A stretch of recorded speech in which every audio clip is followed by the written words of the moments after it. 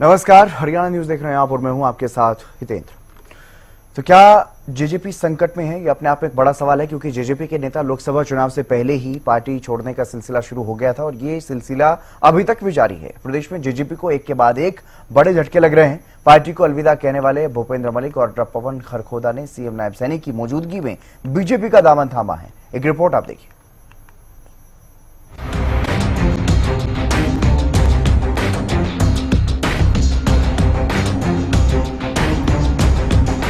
हरियाणा में जननायक जनता पार्टी की मुश्किलें कम होने का नाम नहीं ले रही हैं। लोकसभा चुनाव से पहले से ही शुरू हुआ नेताओं का पार्टी छोड़ने का सिलसिला लोकसभा चुनाव के बाद भी जारी है।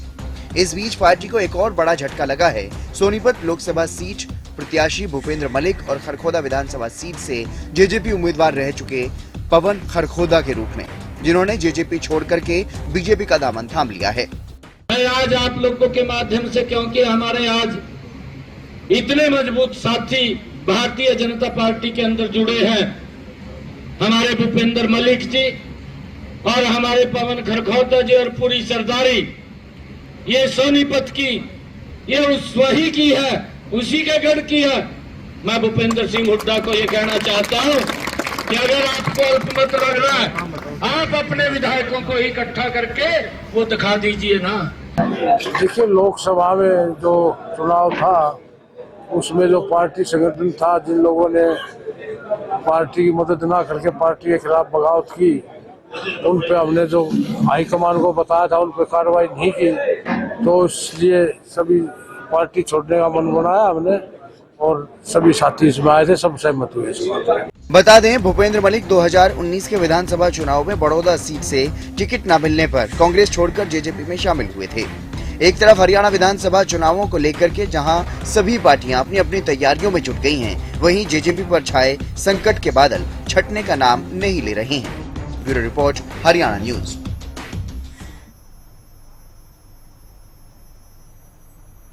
हरियाणा में लोकसभा चुनाव हुए, रिजल्ट सामने आ गया है। 5 सीटें भारतीय जनता पार्टी को मिली, 5 कांग्रेस को। लेकिन इसी बीच में जो क्षेत्रीय दल थे, चाहे इनेलो की बात करें या जेजेपी की बात करें, 1-2% वोट शेयर के साथ बिल्कुल नीचे खिसकते हुए नजर आए। और इसमें जेजेपी का सबसे ज्यादा बुरा हाल इसलिए दिखाई दे रहा है क्योंकि जेजेपी सत्ता में थी लगभग 4.5 साल तक, और जैसे ही सत्ता से बाहर हुए तो नेताओं ने अलविदा कहना शुरू कर दिया। और इसी के साथ अब लोकसभा चुनाव के बाद भी ये सिलसिला लगातार जो है वो जारी है। अलविदा कह रहे हैं पार्टी को पार्टी के नेता, और दूसरे दलों में शामिल होते हुए नजर आ रहे हैं। इसी बीच हमारे साथ 2 मेहमान भी जुड़ गए हैं, उनसे चर्चा करेंगे इसी को लेकर के। सत्ता पक्ष से विधु रावल भारतीय जनता पार्टी से हमारे साथ जुड़ गए हैं, और केवल ढींगरा हमारे साथ जुड़ गए हैं कांग्रेस से, उनसे भी इस बारे में चर्चा करेंगे। सबसे पहले आप दोनों का स्वागत। और प्रोफेसर विधु रावल जी, मैं आपके पास ही आना चाहूंगा, क्योंकि सत्ता में आप ही की सहयोगी थी जेजेपी, और जेजेपी का भी बुरा हाल होता हुआ नजर आ रहा है।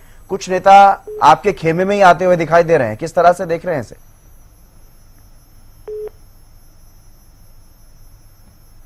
चलिए, विधु रावल जी से शायद संपर्क टूट गया, फिर से जुड़ने की कोशिश करेंगे, लेकिन केवल ढींगरा जी हमारे साथ लगातार बने हुए हैं। केवल ढींगरा जी, जेजेपी एक ऐसी पार्टी बनी थी पिछली बार जिसने 10 सीटें जीती थी, और लगातार आपके नेता भी इस बात को कहते रहे कि वोट काटू पार्टी है जेजेपी, इस तरह की बातें लगातार कही गई। लेकिन अब जेजेपी की स्थिति को लेकर के, क्योंकि लोकसभा चुनाव का परिणाम अभी हाल फिलहाल में सामने आया, तो अब क्या कुछ आप देख पा रहे हैं? क्योंकि पार्टी के नेता भी लगातार अलविदा कह रहे हैं पार्टी को। सवाल ये है कि जेजेपी का भविष्य अब खत्म हो चुका है जी, क्योंकि जेजेपी वोट काटू इसलिए थी क्योंकि एबीसी टीम में ये भाजपा का ही पार्ट बनी हुई थी, उसी को जिताने के लिए जो वोट लेती थी उसका बीजेपी को फायदा होता था। यही काम मायावती जी कर रही है, यही काम जेजेपी कर रहा है, यही काम कुछ और लोग पार्टियां भी कर रही हैं, तो इस तरह से ये भी कर रहे थे। तब सवाल ये है कि अब तो ये नोटा से भी कम हो गए, इनका तो खेल नोटा से भी कम रह गया, तो इनको जो नेता हैं जेजेपी के अंदर, उनको अपना भविष्य दिखाई नहीं दे रहा। जब वोट ही डालने वाले छिटक गए इनसे, तो फिर इनको ये लगता है नेताओं को या कार्यकर्ताओं को कि हमने इस पार्टी में रह के क्या करना है। तो इसलिए उनके पास विकल्प वही है बीजेपी, तो वो बीजेपी में ही जाएंगे और क्या करेंगे, क्योंकि बीजेपी की तो बी टीम है। नहीं, कुछ नेता तो आपके पास भी आ रहे हैं सर, तो इसका मतलब आपकी भी टीम कह सकते हैं? नहीं, जो नेता हमारे पास आते हैं वो मन खोल करके आते हैं कि भाई विचारधारा के साथ जाना है। हाँ। जिसकी विचारधारा इनके साथ है, बीजेपी के साथ, वो बीजेपी में ही जाते हैं। जी चलिए, प्रोफेसर विदुरावल जी भी हमारे साथ जुड़ गए हैं। विदुरावल जी, क्या कहेंगे जेजेपी पर जो संकट के बादल छाए हुए हैं लगातार, जेजेपी के नेता छोड़ करके कोई कांग्रेस में जा रहा है, कोई बीजेपी में जा रहा है। कांग्रेस तो कह रही है कि बी टीम थी जेजेपी, और अब नेता बीजेपी में ही जाएंगे छोड़ करके।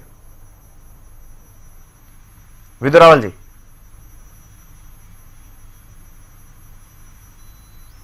मेरी आवाज सुन पा रहे हैं सर आप? शायद संपर्क नहीं हो पा रहा है विदुरावल जी से, फिर से जुड़ने का प्रयास करेंगे। मेघराज यादव जी भी हमारे साथ जुड़ गए हैं जेजेपी से। मेघराज जी, आपका स्वागत हरियाणा न्यूज पर। मेरी आवाज सुन पा रहे हैं सर आप?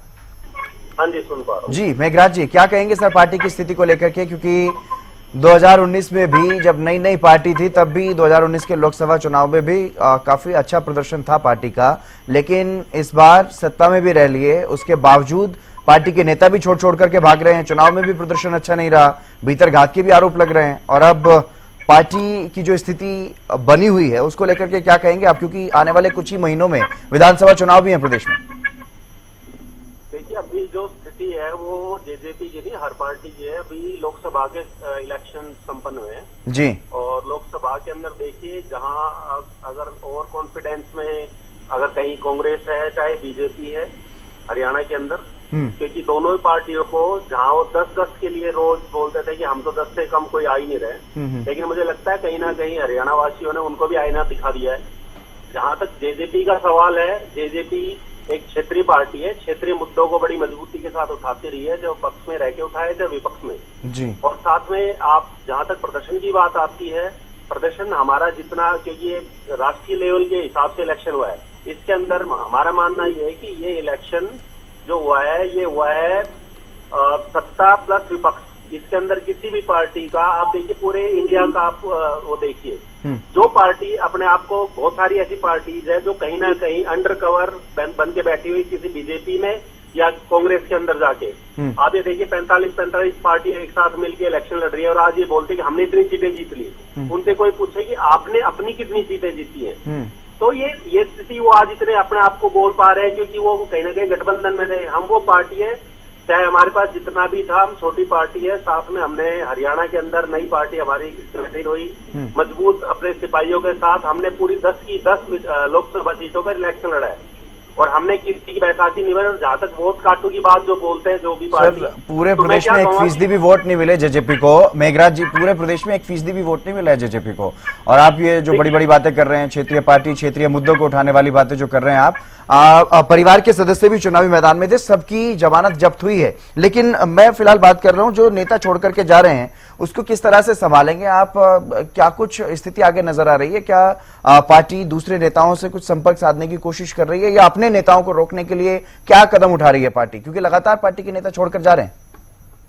हमारी पार्टी का जो है मंथन जारी है और साथ में मैं आपको और सभी आपके जो लिसनर्स हैं उन सबको बता दूं, जेजेपी पार्टी ने अपनी सारी इकाइयां भंग कर दी है, चाहे वो राष्ट्रीय हो, चाहे प्रदेश हो, चाहे बूथ लेवल पे हो, हर कार्यकारिणी को हमने अपना डिसोल्व कर दिया है। अब डिसोल्व होने के बाद अगर कोई कहीं भी जा रहा है आ रहा है, वो उनकी पर्सनल जो है इच्छाएं हैं, कुछ उनके मंसूबे होंगे, तो उसके हिसाब से हो रहा है। पार्टी अपने आप को दोबारा संगठन को रिवाइज कर रही है और जल्दी आप एक मजबूत संगठन फिर से हरियाणा में जेजेपी का आप फिर से देख पाएंगे। जी चलिए, प्रोफेसर विदुरावल जी भी हमारे साथ जुड़ गए हैं भारतीय जनता पार्टी से। विदुरावल जी, मेरी आवाज सुन पा रहे हैं आप? हाँ, मैं सुन पा रहा हूँ, आप सुन पा रहे हैं मुझे?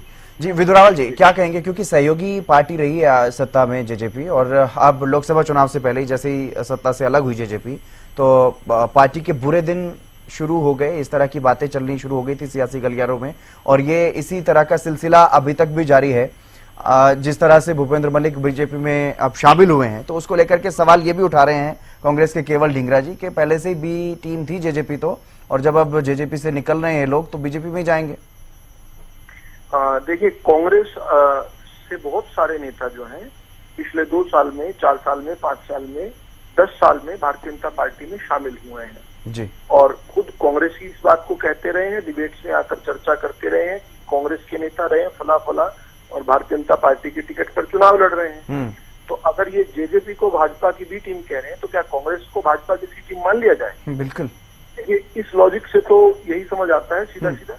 दूसरा जेजेपी की जहां तक बात है तो वहां पर इनकमिंग नहीं है, वहां पर केवल आउटगोइंग ही चल रही है। मैं जेजेपी के प्रवक्ता की बात सुन रहा था तो इस प्रकार से शायद कह रहे थे जैसे कुछ लोग जा रहे हैं और कुछ लोग आ रहे हैं।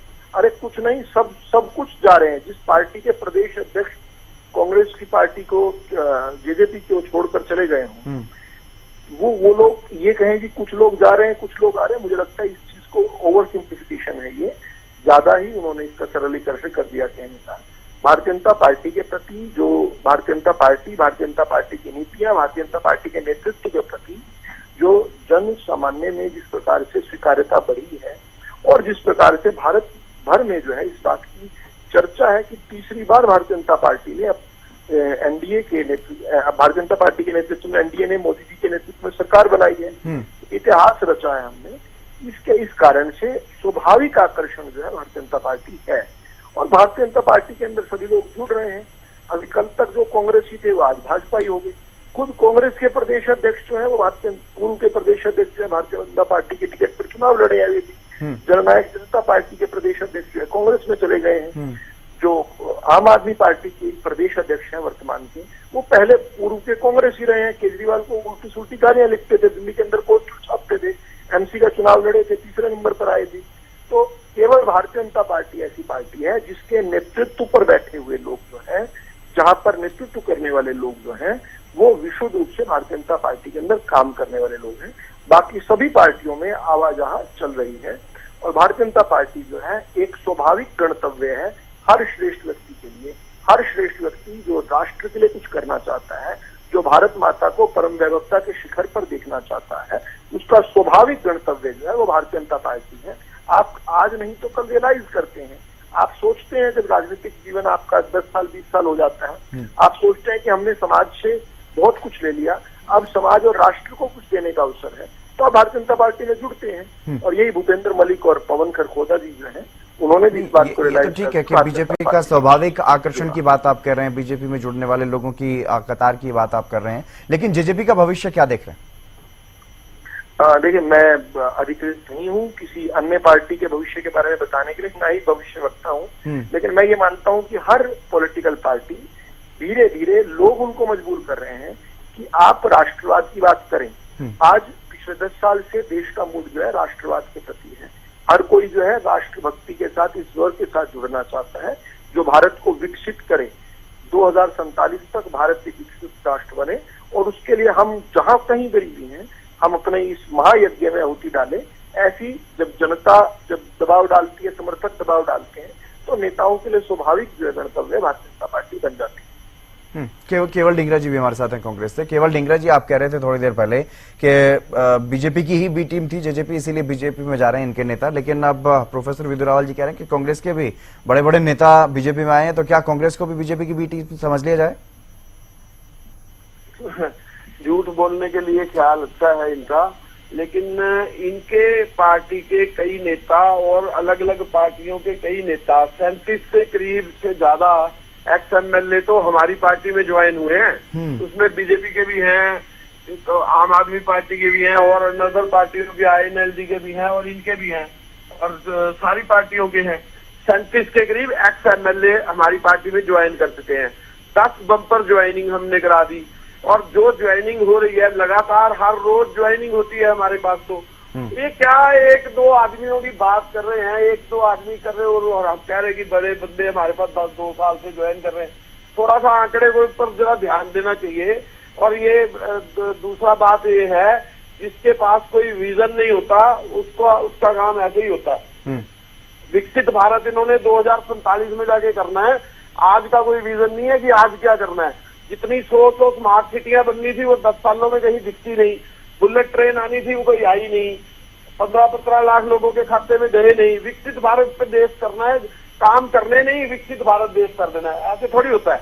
ये तो देश को भरमा रहे हैं, फुसला रहे हैं। इनका हरियाणा में जाने का टाइम आ गया, ये अब जाएंगे। हरियाणा में कांग्रेस की सरकार बनने जा रही है। अब इनके पहले एमपी जा रहे थे, अब इनकी हरियाणा के अंदर सरकार जा रही है, महाराष्ट्र के अंदर इनकी सरकार जा रही है और झारखंड के अंदर इनकी सरकार जा रही है। तीनों स्टेटों में खाली होने जा रहे हैं। बात कर रहे हैं काम के मुद्दे। आज देश की अर्थव्यवस्था जो है हम आज 5वीं आर्थिक महाशक्ति बन गए हैं। ये काम के बूते हुए केवल ढिंगड़ा जी, तो आप इतना नहीं पड़े हैं, शक्ति तो है ही नहीं। ठीक है आने वाले समय में विधानसभा चुनाव होने हैं और हम बात जेजेपी के ऊपर जो बादल के संकट छाए हैं उस पर कर रहे हैं। मेघराज जी भी हमारे साथ बने हुए हैं लगातार जेजेपी से। मेघराज जी, ये सवाल इसलिए उठ रहा है क्योंकि जेजेपी जब बनी, इनेलो से अलग होकर के जब जेजेपी का गठन किया गया तो उस दौरान तमाम तरह की बड़ी बड़ी बातें कही गई और चुनाव परिणाम में भले ही लोकसभा चुनाव में ज्यादा कुछ अच्छा रिस्पॉन्स नहीं मिला, लेकिन विधानसभा चुनाव में 10 सीटें आपको मिली थी। अलग अलग दलों से जो बड़े नेता आए थे दूसरे दलों से, उनके सारे पर 10 सीटें आप जीते भी, लेकिन उसके बाद खटपट जो है वो देखने को मिली अलग अलग नेताओं में। और जैसे ही सत्ता से अब अलग हुए तो वो तमाम जो विधायक हैं वो भी आंखें दिखाने लग गए। तो ऐसे में अब जो पार्टी के नेता जा रहे हैं और जो पार्टी के नेता या जो विधायक बने थे वो भी नाराज हो रहे हैं या दूसरे दलों की ओर रुख कर रहे हैं, देख रहे हैं, तो ऐसी स्थिति में अगले आने वाले कुछ समय में जब विधानसभा चुनाव है तो क्या लगता है आपको कितनी मजबूती से आप चुनाव लड़ पाएंगे? क्या विधानसभा चुनाव में भी इसी तरह की स्थिति रहने वाली है जिस तरह लोकसभा चुनाव में सभी प्रत्याशियों की जमानत जब्त हुई है, या फिर कुछ सीटों पर कुछ दमखम दिखा पाएगी पार्टी? मैं ये कहना चाहूंगा आपके सवाल पर कि जी। देखिए, लोकसभा और विधानसभा दोनों बहुत ही डिफरेंट इलेक्शंस है। लोकसभा पूरे जो है राष्ट्र के नाम पे लड़ा जाता है, और जैसे मैंने थोड़ी देर पहले बताया आपको कि पूरे राष्ट्र के नाम पे या तो बीजेपी के नाम से लड़ा गया है, बीजेपी का अगेंस्ट लड़ा गया है, ना कि किसी पार्टी के साथ में। जो बाकी जो विपक्ष था वो एक साथ इकट्ठा होकर इंडी नाम रख लिया उन्होंने और उसके हिसाब से लड़ा। जिन लोगों को पक्ष में वोट देना था उन्होंने बीजेपी को, विपक्ष में देना था वो इंडी को दे दिया। अब आता है विधानसभा की बातें। आपने अभी खुद थोड़ी देर पहले बोला कि फर्स्ट टाइम भी हमारा लोकसभा में प्रदर्शन किया 2019 में, लेकिन आपने देखा कि विधानसभा के अंदर एक 9.5 महीने की पार्टी होते हुए हमने 10 सीटें जीती थी। साथ में मैं आपको ये भी बात याद रखें ना सर कि दूसरे दलों से बड़े नेता आए थे आपकी पार्टी में और वो उनको वहां पर जीत मिली थी, न कि पार्टी की मजबूती है वहां पर, उन नेताओं की मजबूती थी और वो नेता अब पार्टी से दूरी बना रहे हैं। मैं अभी उसका भी जवाब देता हूँ जी। कि आप ये देखिए कि आपके सामने एग्जाम्पल है दिल्ली के अंदर 0 सीटें लेके गई थी आम आदमी पार्टी और विधानसभा के अंदर 67 आउट ऑफ 70 जी 67 सीटें जीती थी वो। ठीक है, हमारे पड़ोस में ही है। दूसरा रही बात, जब इलेक्शन होते हैं हर पार्टी से इधर उधर लोग आते हैं जाते हैं। जहां तक बात आती है लोकसभा की, आपने देखा होगा कि दोनों पार्टियों ने जो सिर्फ पूरे हमारे राष्ट्र के अंदर दोनों पार्टियां हैं, कांग्रेस और बीजेपी, जिन्होंने गठबंधन करके अलग अलग पार्टियों को अपने साथ रख के इलेक्शन लड़ा। और हर विधानसभा में, क्योंकि इनके गठबंधन इतने हो रहे हैं कि इन्होंने 10-10 जो है विधानसभा के कैंडिडेट्स रेडी कर दिए हैं। टिकट तो एक को ही देंगे ना, तो डेफिनेटली आप थोड़ी देर रुकिए, आपके सामने आएगा। और मैंने आपको अभी बताया, हमारी आपने एग्जाम्पल दिया दिल्ली का सर, मेघराज जी आपने एग्जाम्पल दिया दिल्ली का, लेकिन दिल्ली में स्थिति कुछ और है। दिल्ली की जो पार्टी आम आदमी पार्टी, उसकी भी स्थिति कुछ और है। आपकी पार्टी पर आप बात कीजिए, जिस तरह से नेता छोड़ छोड़ करके जा रहे हैं, जो विधायक हैं वो लगभग जो भी आधे से ज्यादा विधायक हैं वो पार्टी से नाराज बताए जा रहे हैं। 2-3 के खिलाफ तो आप भी शिकायत दे चुके हैं, पार्टी की तरफ से भी शिकायत दी जा चुकी है विधानसभा अध्यक्ष को। तो ऐसी स्थिति में मैं पूछ रहा हूं कि ऐसी स्थिति में किस तरह से आप मजबूती से चुनाव लड़ने की बात कर रहे हैं, किस तरह से आप प्रदेश में सरकार बनाने की बात करते हैं, किस तरह से आप अपनी पार्टी किस आधार पर आप अपनी पार्टी का सीएम बनाने की बात करते हैं प्रदेश में? देखिए, मैं तो इस पे कहूंगा रिविजिट और रीसेट। तो जेजेपी इन दोनों पे पहले से काम कर चुकी है। जो आपने सवाल किया उससे पहले मैं आपको बताना चाहूंगा कि पार्टी ने अपनी सारी जितनी भी इकाइयां थी, चाहे वो राष्ट्रीय हो चाहे प्रादेशिक हो, सबको डिसमिस कर दिया है। नए सिरे से संगठन को मजबूती के साथ आपके सामने लाएंगे। और जैसे ही इलेक्शन आएंगे आप देखेंगे, जो अभी आप बोल रहे हैं कि मैं सुन रहा था हमारे प्रवक्ता भाई बोल रहे थे इनके प्रदेश अध्यक्ष छोड़ के चले गए।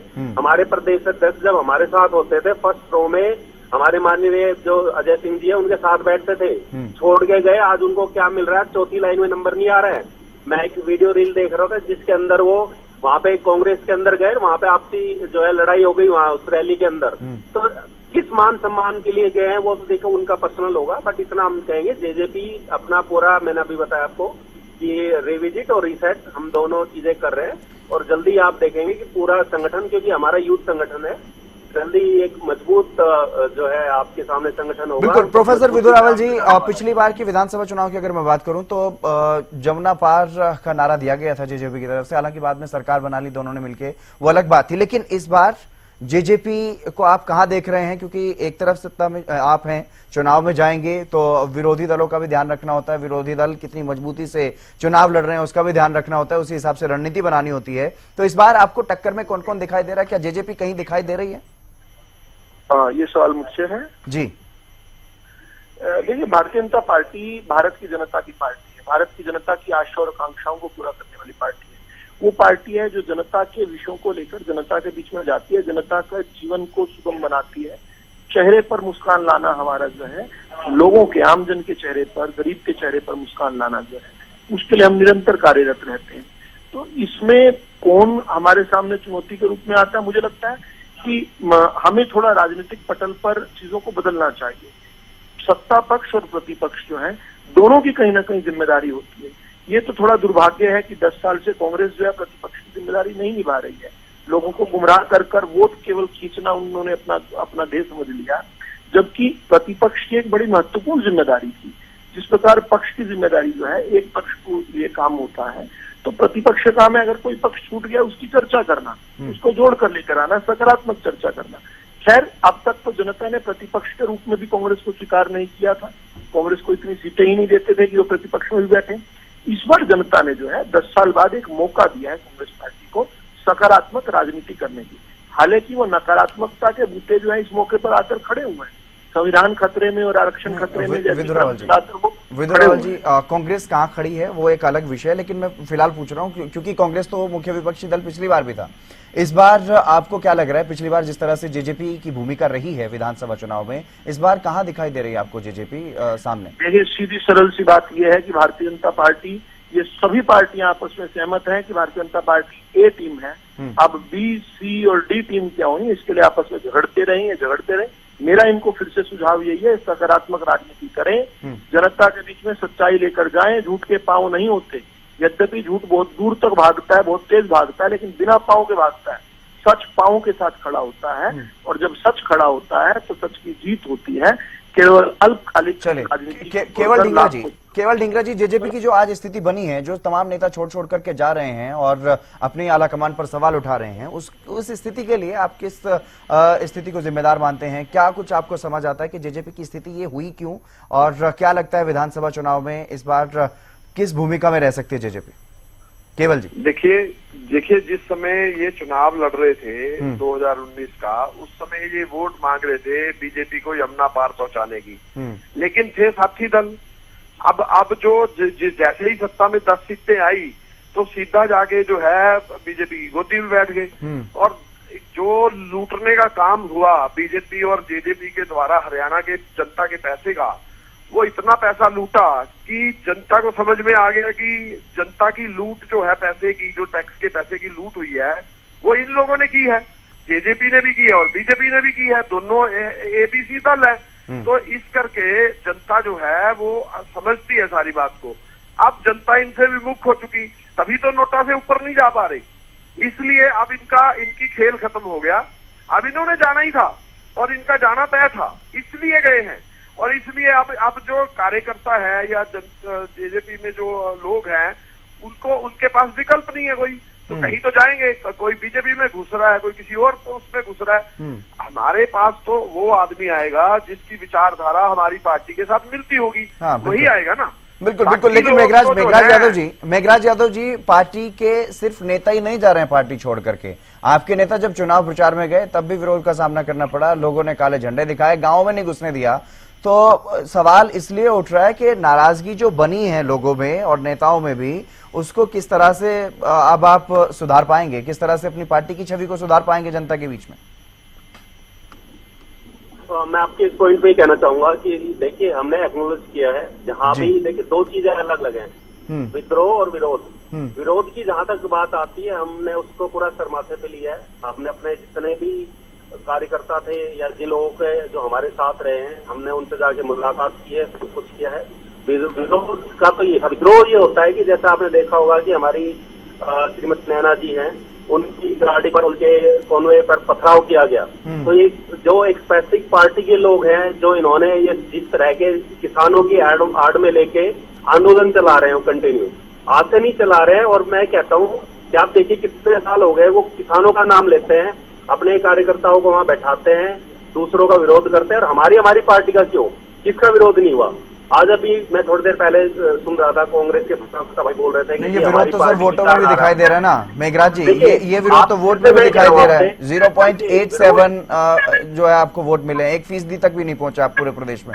आप उस विरोध को ये देखिए कि ये नेशनल इलेक्शन है, जिसके अंदर मैंने आपको बताया जी। कि इसमें एक है सत्ता और विपक्ष। विपक्ष में जहां बात करते चलिए फिलहाल मेरे पास वक्त की कमी है। बहुत शुक्रिया आपका इस चर्चा में जुड़ने के लिए मेघराज जी, और केवल ढींगरा जी भी हमारे साथ जुड़े, विधुरावल जी भी हमारे साथ जुड़े भारतीय जनता पार्टी से, आपका भी बहुत शुक्रिया। लेकिन संकट में है बीजेपी, ये अपने आप एक बड़ा सवाल इस वक्त इसलिए बन रहा है क्योंकि लोकसभा चुनाव से पहले जब सत्ता से अलग हुई थी जेजेपी, तब से ही पार्टी छोड़कर के नेताओं का जाने का सिलसिला जो शुरू हुआ था वो लोकसभा चुनाव के बाद भी अभी तक जारी है, और जनता में भी नाराजगी जेजेपी को लेकर के लगातार बनी हुई है। हालांकि अब ये देखना होगा कि विधानसभा चुनाव आने तक जनता के बीच में क्या कुछ स्थिति जेजेपी की रहती है, और विधानसभा चुनाव में क्या कुछ चुनाव परिणाम में देखने को मिलेगा जेजेपी के लिहाज से, ये भी देखना काफी दिलचस्प रहने वाला है। फिलहाल इस कार्यक्रम में बस इतना ही। आप देखते रहिए हरियाणा न्यूज।